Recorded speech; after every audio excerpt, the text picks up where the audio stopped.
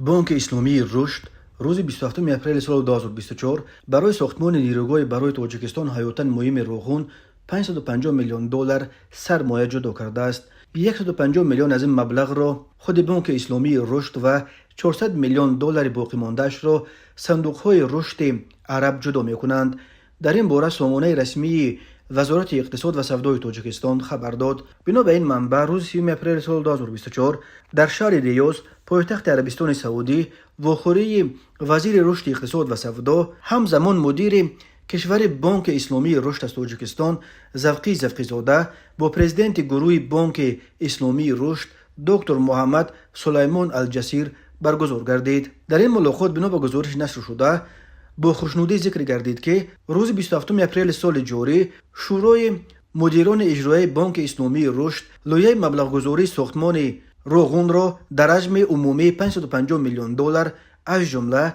150 میلیون دلار از حساب خود بانک و باقی مانده 400 میلیون دلار از حساب فاندهای رشد عرب قرار قبول نمود. زفقی زاده با اظهار سپاس برای چنین دستگیری از پرزیدنت گروه بانک اسلامی رشد خواسته است که این نهاد به ساحه‌های افضلیتناک اقتصاد ملی از جمله رشد انرژی سبز به خصوص لایحه‌های ساختمان نو روغون، روی گلستان فرخار 5 دوستی، آبیاری زمین‌های کشاورزی، مؤسسه‌های تعلیمی، تأسیس کارخانه‌های نساجی، استحصال محصولات حلال، تشکیل مرکزهای لوجستیکی، رشد سودا و سیاحی، بانکداری، تقویت اقتدار صادرات کشور،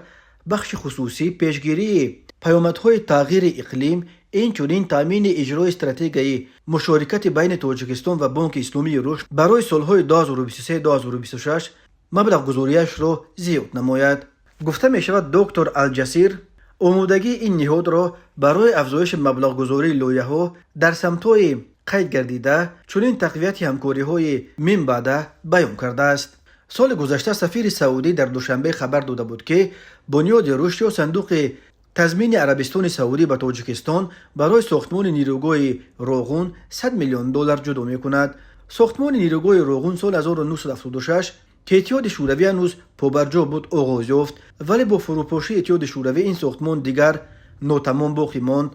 ساختمان این نیروگاه برای تاجیکستان که هر سال در فصل سرما با کمبود شدید نیروی برق روبرو می شود با یک مسئله حیاتاً مهم تبدیل یافته است و حکومت تاجیکستان مستقل چندین مرتبه تلاش کرد تا ساختمان نیروگاه روغون را که با 3.6 مگاوات اقتدار و 335 متر بلندی سربندش در منطقه بزرگترین شمرده می شود از سر بگیرد. به این مقصد 2 مرتبه در سالهای 1994 و 2004 حکومت تاجیکستان با روسیه برای انجام ساختمان نیروگاه روغون شرطنامه بست، ولی هر دو قرارداد در روی کاغذ ماند و عملی نشد. در سال 2010 حکومت تاجیکستان کوشش کرد که خودش مستقلانه به ساختمان روغون آغاز کند